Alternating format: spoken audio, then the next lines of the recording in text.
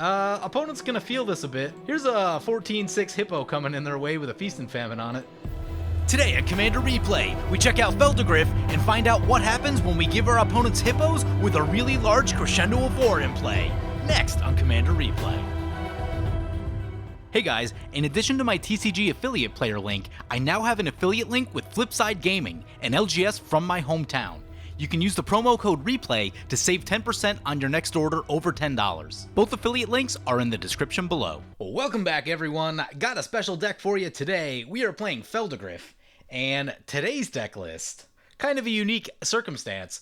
Zach Ryan, a Patreon supporter, decided to donate to the GoFundMe, but instead of working on this Phelddagrif deck for him, he wanted me to have my own version of Phelddagrif, so we worked on it together as a deck for me. So that's what we're going to be playing today. It's got a little bit of Ultron to it, but largely will be about giving people hippos and killing people with hippos. So yeah, take a look at this opening hand. I think it looks pretty good. 3 lands, a little bit of ramp. Seems reasonable, so we'll go ahead and keep. We will be seeing a lot of voice chat box this game. Just the nature of playing a Phelddagrif deck that gives people tokens, you do have to communicate a lot, so that will be open quite a bit. Anyway, we won the die roll. We get to go first. There's a Rishkar's Expertise. That's the card draw that we also need. Let's get this Tropical Island into play, and a pass like that. So yes, we are playing Phelddagrif. It is 1 in Bant for a 4/4. Green, it gains trample, give an opponent a green hippo. White, it gains flying, give an opponent 2 life. Blue, return it to its hand, target opponent draws a card. So you can make a lot of friends with Phelddagrif. You can also make a lot of enemies depending on how mean you want to build the deck. This is not a super mean Phelddagrif deck. I'm not running the Intruder Alarm combo, but you certainly could if you're trying to power up your own Phelddagrif deck. Scry Temple for opponent. KO talked about having everyone else join voice chat and ganging up on me, and then I told them I would buy the loyalty of whoever wants to bring down KO. Oh, Phelddagrif fun. Brings it to our second turn. There's an Enlightened Tutor. Let's play the Forest. Play 3 Visits. Let's get a Savannah. Oh, I forget what's in the deck. See what kind of things we can go Enlightened Tutor for. Probably going to need like a Ghostly Prison type thing. Keep ourselves safe from stuff. Finest Hour. Finest Hour is pretty cool. Mirari's Wake, pretty ridiculous. Ether Theorist coming into play. Opponent's going to get some energy, and they can pay energy to scry 1. Seems underwhelming. So yes, this is going to be a pretty casual take on Phelddagrif. I would expect that we probably need the game to go at least 8 turns, more likely probably 10 or 12 to really kind of do our thing, with the exception of if there's literally no removal. Like if we go for this Enlightened Tutor, get a Mirari's Wake that never gets answered, then, you know, we could probably get a little bit ridiculous, but oh, we can get a Crescendo of War. Yeah, let's get Crescendo of War. Like, I know Mirari's Wake is the smart thing to get, but Crescendo of War is so much fun. So, brings back to our turn. We draw the Crescendo of War, play the island, play the Crescendo of War. Start getting counters on there. Anyone who's got creatures, this game's going to get ridiculous. Crescendo of War gets a counter on it. I'll read this one for you guys if you're not familiar with it. It's out of the original Commander product. I believe it's in the Zedru deck. 4 mana enchantment. At the beginning of each upkeep, that's each upkeep, every upkeep, put a Strife counter on Crescendo of War. Attacking creatures get +1/+0 for each Strife counter on Crescendo of War. Blocking creatures you control get +1/+0 for each Strife counter on Crescendo of War. So it basically just makes every creature on the table huge for each counter that's on it. It's really good for token decks. Like, a place that you could run this is Edgar Markov, because you're just going to have a lot of bodies running around. But your opponents do get that buff as well. However, your creatures do get a lot of power when they block, so they should at least be able to kill anything that's coming in your way. And generally, that's enough to act as a deterrent, because people generally don't want to lose all their stuff. So, you know, you use this when you're able to take advantage of it better than your opponents can.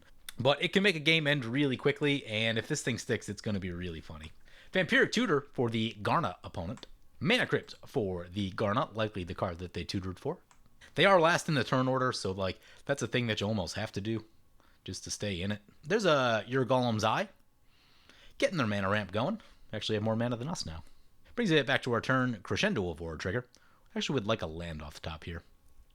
There's a land. Excellent. Not missing the land drops yet. Let's get our Phelddagrif into play. And we'll leave up the blue in case we have to bounce it. Crescendo of War, continuing to get more counters on it. So anyway, yeah, Zach Ryan, the we'll call him co-creator of this deck, I guess. There's a diabolic tutor for zombie, but yeah. So Zach Ryan, I played a bunch of games with him in paper. He's also played some games online with us too. He's been in some videos, but when I was doing the webcam games, played a lot of games with him. He has a really cool play style, which is generally he wants to kill you with your own cards. So a lot of his decks tend to revolve around things like Renzo is one of the commanders that he runs, and it's just like steal all your stuff, play all your cards. He's got the Phelddagrif version of that deck, so it's got things like Talent of the Telepath, and was it Illusionist Gambit is the one that I think changes attackers and wacky stuff like that. So he is all about playing with your cards, and it is a cool thing to do because it does keep the experience of the deck fresh. You're kind of getting a new set of cards to play with every time, and it does create some like really interactive environments, which they're just fun. He's got some fun decks to play, so.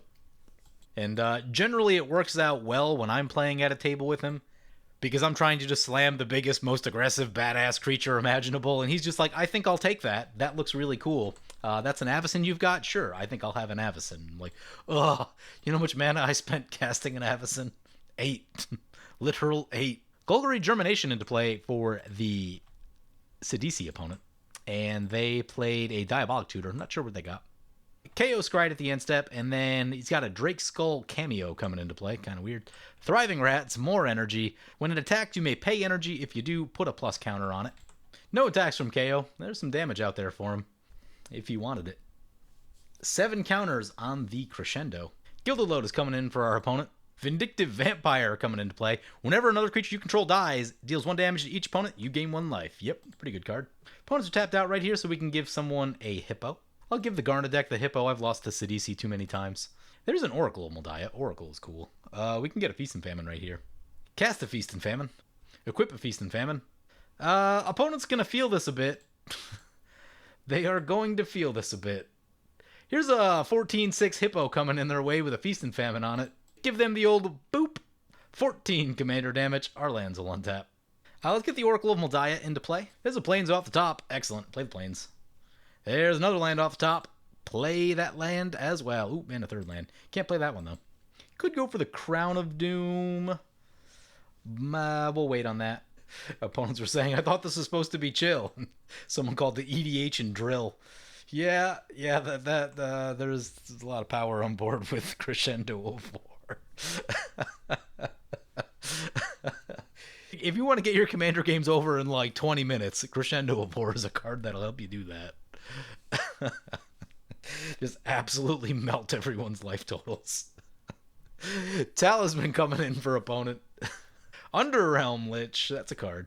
Opponent was saying Crescendo of War is really nasty, especially with flyers, and I'm like, yeah, it makes every creature on the board lethal, is what it does. We've got 10 counters on it, so, couple creatures, any direction, gonna be lots of damage. Lots of damage. Era of Innovation. Whenever an artifact or artificer enters the battlefield under your control, pay 1. If you do, get 2 energy. Pay, 6 energy? Draw 3 cards. I wish they did the energy costs different, because you start getting above like 3 or 4, and it's just hard to tell how many that actually is. My eyes don't do that anymore. Oh no, Chaotix is going to attack us with this 11-12. Yep, this is going to hurt. This is gonna hurt. Opponent's talking about Kaikar, Bird Tribal. Yeah, Crescendo gonna be good in those decks. Especially if you can like protect yourself at all. That's the thing we need to do. Hoping this Rich Card's expertise finds us some sort of protective elements. Cause yeah, there's liable to be a lot of damage on the board.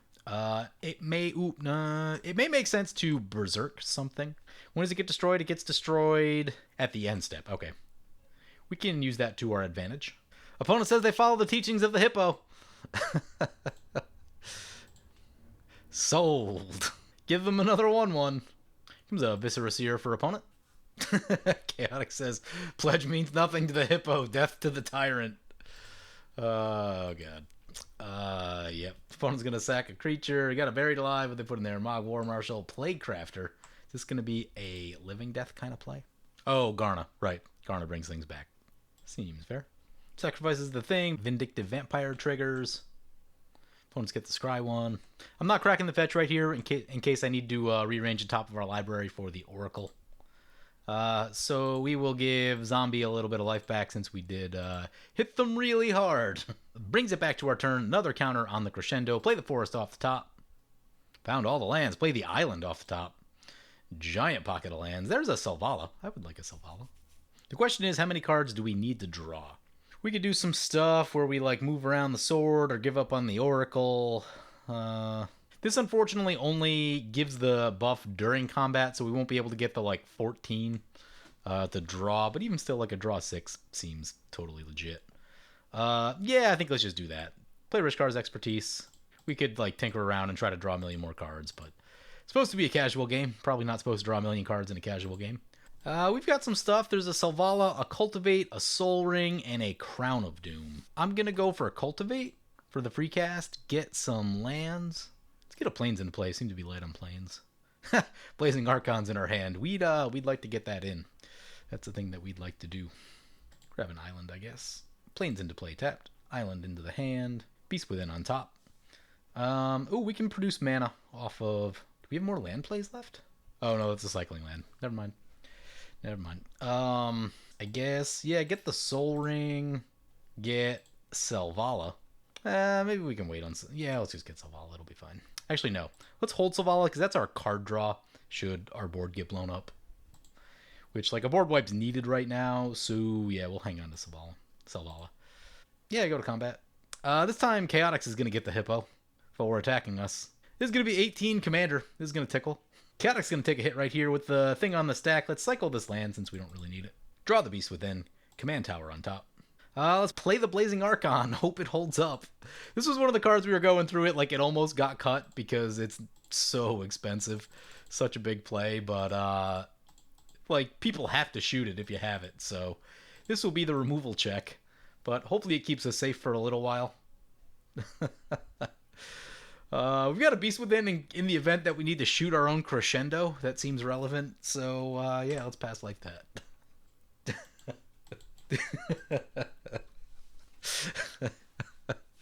Oh, this game. I haven't even introduced our opponents yet. So, we've got Zombie Caller piloting Sidisi Brood Tyrant. He said this is a really watered down Sidisi deck. So, not expecting the usual affair from Sidisi, which is just a million zombies, self-mill, reanimate stuff. Next up, we've got Chaotix piloting Grim-grin Corpseborn. He appears to be doing an energy theme today. Seems kind of interesting. The weird thing with energy is that there's like only a few cards that really kind of matter with energy. Here comes the Sidisi into play. Yep. Like most of them are really geared towards standard play. Only a few, I think, are really powerful for enough of the world of Commander now. Like, you know, we've got Oracle of Moldiah, Sword of Feast and Famine. Creatures can attack you, Blazing Archon, so like those are really powerful effects. Get +1/+1. Doesn't quite match up the same as some of the things we're doing right now. So, and then finally we've got 7 Deadly Sins piloting Garna the Bloodflame. I don't actually know where their commander has gone. Is it in their hand or something? I'm very confused about where their commander went. Somewhere. There's a Journey to Eternity for opponent on the Sidisi. Seems pretty good. Memnite coming in for Chaotix. Surprisingly good card when the Crescendo of War is on the battlefield. It's a body that if it attacks, it gets huge. The opponent can pay 1 and make some energy if they want. They've got 2 energy in their pool currently. Up to 4. Grim-grin into play. You don't know what Grim-grin does? It shoots creatures. That's not a thing that we want. Opponent's going to untap it when it has to attack. Whenever it attacks, destroy creature defending player controls. Target creature defending player controls. Opponent can't attack us. We're good. We are good. Love it. Thriving Rats into Sidisi. It's got 15 power. This thing, you can make it indestructible, right? Yeah, you can pay 4 life to make it indestructible. It's less than 15. We're gonna throw Sidisi in front and have the thing flip over. Yep. Crescendo of War. We're on 14 counters. I've never had this many counters on Crescendo of War. Either the game's already over or someone has shot it by this point because it is a problem. Opponent's going to make a 1/1. 1/1s are really powerful with Crescendo. Opponent's going to play a chain reaction. Yep, you're talking about removal. This is probably going to get everything. Best that I can tell. Yep. Oh god, I forgot to do the thing. I forgot to bounce the Hippo. Someone respond. Someone respond. Give me back priority. Hope opponent sacks something. Aha! Alright, there's a scry. Bounce the hippo. Caddock's gonna have a card. Opponent's gonna make their Underrealm Lich indestructible. Chain Reaction, underrated card. I think as creatures have gotten more powerful and decks are running more creatures now too, Chain Reaction has gained a little bit of value. For a little while, things were like really heavy on the like Planeswalkers as commanders, blue combo decks kind of stuff. Things like Mizzix don't run a lot of creatures. Now that we've kind of left that era and are in the creatures are all crazy strong now, there's just a lot of incentive to be running creatures. So Chain Reaction gets better. Opponent's gonna scry with the Viscera Seer. Vindictive Vampire will trigger. So board gets blown up right here. Underrealm Lich does survive. The Germination's gonna make a 1/1. Those 1/1s are pretty scary. Opponent's gonna flash in their Garna and get their stuff back. Yep. Seems good. Seems good. Is there a land on top of our deck? I'm gonna crack this fetch now. I think there is. Let's get a Tundra. No, they're counter on Crescendo. There's a Kodama's Reach. Get Phelddagrif back to play. Zombie has sworn fealty to the Hippo, which means he gets creatures. We'll put a Feast and Famine on our Phelddagrif. That gives us some blocking against green creatures. Opponent says, don't negotiate with terrorists. I've actually said that to Zach when he plays his decks. That's exactly what his decks feel like.